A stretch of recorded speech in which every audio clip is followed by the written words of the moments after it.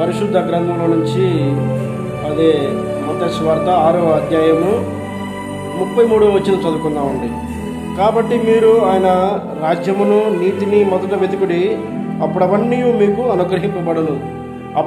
అప్పుడు అవన్నీ అంటే మీరు ఏమనుకోవచ్చేమో, కానీ నేనైతే చెప్పగలుగుతా, నీకు వ్యాధి కావచ్చు, నీకు అనారోగ్యం కావచ్చు, నీ అప్పులు కావచ్చు, నీకు వివాహము కావచ్చు, గర్భఫలము కావచ్చు, నీ ఇంటిలో నీ గృహములో నెమ్మది లేదేమో, నీకు సమాధానం కావచ్చు, సమస్తమును ప్రభువు నీకు చేయగలడు.